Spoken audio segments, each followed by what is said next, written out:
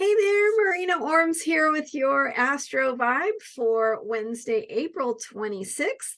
The moon continues in Cancer today, and so we're continuing on the theme that we've been talking about for the last couple of days of how the moon in Cancer helps us to access our feelings, our emotions, right? And so there's a need to create a feeling of safety and comfort for ourselves that helps to allow us to regenerate and recharge our batteries and get some of that deeper healing and nourishment that we need as human beings, right? It helps us be creative and have the energy that we need to do things. Today we are continuing that theme and focusing on the intuition aspect of a moon in Cancer. So along with the themes of feelings, sensitivity, emotions, vulnerability that Cancer can bring, particularly when the moon is in Cancer, because the moon actually rules Cancer. So it is very connected with Cancer energy. And they both have to do with like those inner parts of ourselves that feel sensitive and vulnerable. And if you think about it, why do they feel sensitive and vulnerable? It's because they have this deeper need to process feelings, to process energies, to do some of the things that water energy does, which is feel things. So intuition is simply our ability to feel things, right? We're feeling things at deeper levels. When we are accessing our intuition. So we're feeling energies. When we slow down and pay attention to energy, right, which includes feelings and emotions, but it also includes a sense, right? A feeling, a fifth sense, I guess. Anyway, third eye, maybe. Anyway, we're picking up on things that are more subtle, those more subtle forces and qualities that that exist, that are part of life. And so anything from body language and nonverbal communication and eye contact as ways of communicating, right? That we don't have necessarily words to explain, to just a feeling of, I need to do this now, or there's something happening. And this is, if I'm really responding to the energies that I feel, then I can be in more alignment with what's most powerful for me, what's most effective, or going to be most productive in the long run. So that intuitive part of ourselves is feeling into those things, the intangibles that we may not necessarily understand or have words for, but we're feeling it, and it is subtle.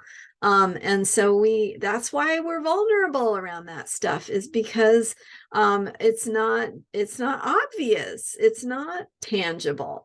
And so when we give ourselves some time and care and attention for the intuitive parts of ourselves, and protection, right, for those vulnerable parts of ourselves and the sensitive parts, that helps us to perceive energies and make decisions based on being in the flow and what we can feel and sense when we slow down and pay attention. So as we think about what our intuition is telling us, we want to open to that intuition through noticing our feelings. And when we can have feelings, and sometimes those feelings show up in unconscious ways where we might be reacting, emotionally reactive, with anger, with sadness, with feelings of powerlessness or wanting to lash out, maybe anxiety. All those things can be our emotions showing up.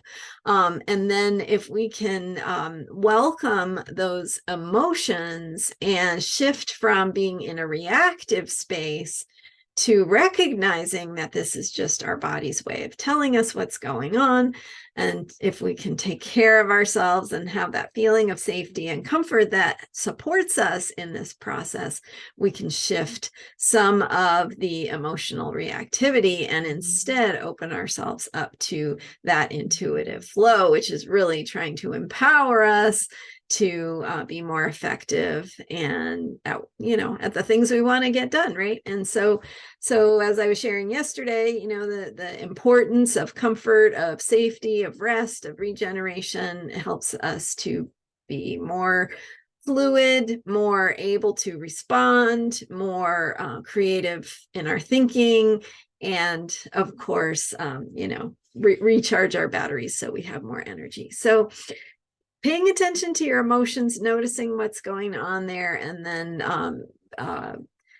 giving yourself the time and space you need to feel those feelings, because behind those feelings is where your intuition is really trying to pick up on the more subtle energies.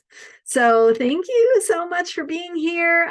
We are in an Aries moon cycle that began with the solar eclipse at the very, very end of Aries.